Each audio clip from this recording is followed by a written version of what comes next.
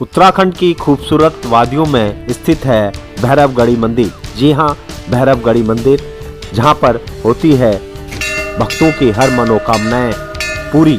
आपको बता दें, उत्तराखंड के चमोली और अल्मोड़ा जनपद के सीमा पर स्थित है भैरवगढ़ी मंदिर। हजारों भक्तगण रोज भैरवगढ़ी मंदिर में आकर दर्शन करते हैं और दूर दूर से यहाँ पर भक्तगण पहुँचते हैं और उत्तराखंड के इन खूबसूरत वादियों में स्थित मंदिर को देखने के लिए भारी संख्या में उत्तराखंड सहित देश विदेश से भी लोग यहाँ पर पहुँचते हैं और भैरवगढ़ी मंदिर में काल भैरव की पूजा करते हुए अपनी मनोकामनाओं को भैरव बाबा के सामने रखते हैं और भैरव बाबा भी उनकी मनोकामनाएं पूर्ण करते हैं। आपके दरबार में आए हैं, हमारी इस पूजा को जो है स्वीकार करना, ये भगवान हमारी मनसाओं को पूर्ण करना, जिसके लिए हम आपके आए हैं, उसी की इच्छा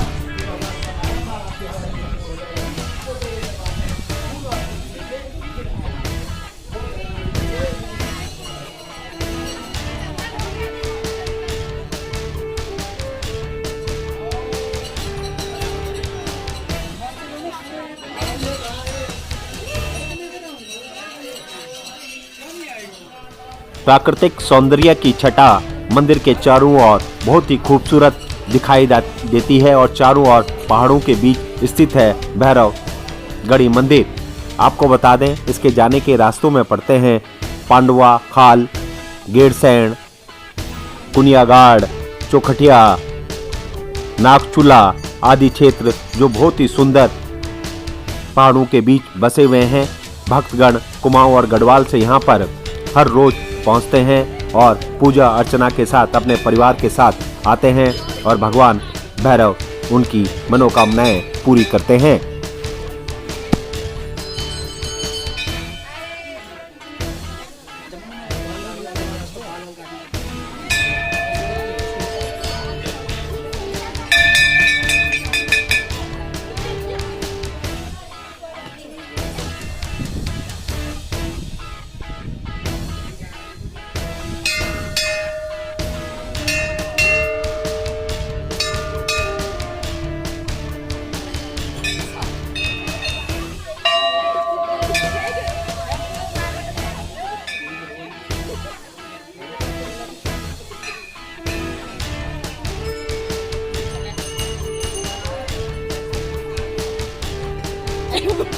भैरवगढ़ी मंदिर के इतिहास के बारे में और ज़्यादा जानकारी के लिए उत्तराखंड के इतिहासकार नरेंद्र बरमोला जी ने क्या बताया, आइए सुनिए और जानिए उनसे मंदिर के इतिहास के बारे में।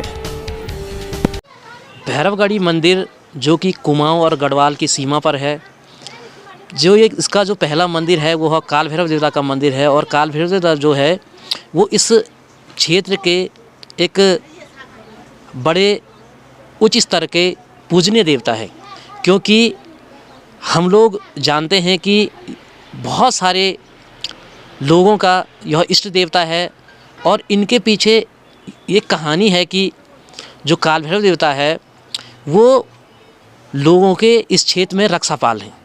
यानी कि जब जब यहाँ पे जैसे गोरखा आक्रमणकारी आए तो उनके साथ जब युद्ध होता था तो सबसे पहले काल भैरव देवता की पूजा की जाती थी, क्योंकि वीर और बलवान जो लोग होते थे वो काल यानी कि जो मृत्यु है उसका देवता, यानी उस पर विजय पाने वाले देवता काल भैरव देवता।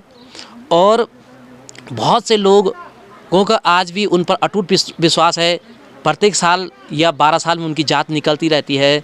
और जो राजसी परिवार के लोग थे, पंवार राजा, कहते हैं कि उनके भी ये इष्ट देवता हैं। और जब राजा सुदर्शन शाह ने नई राजधानी की खोज की थी तो जब वो टेहरी में पहुँचे थे तो उनकी जो सवारी थी वो काल भैरव देवता ने रोक दी थी। तो इष्ट देवता होने के कारण और राजसी परिवार का इष्ट देवता होने के कारण बहुत से लोगों का उन पर विश्वास है। और पंवार राजाओं की गढ़वाल में 3 चौकियाँ थी, पौड़ी में लंगूरगढ़ और चमोली में या लोबा पट्टी में भैरवगढ़ी और बधान में जो बधान गढ़ी थी। तो इन 3 गढ़ियों में जो काल भैरव देवता था उनका भी बड़ा महात्म्य है। उनका यहाँ पे लोग जानते हैं कि वो किस प्रकार से वो लोगों की रक्षा करते थे। तो भैरवगढ़ी में, या हम कह सकते हैं कि जो लोबागढ़ी में एक कहावत प्रचलित थी कि जुद्योल भैरवगढ़ मुंडेली उखल पनाई कंडली, यानी कि जो भैरवगढ़ी में या मतलब भैरवगढ़ी क्षेत्र में या लोबा पट्टी में लड़ते हुए शहीद होगा उसे पनाई गौचर की उपजाऊ ज़मीन दी जाती थी।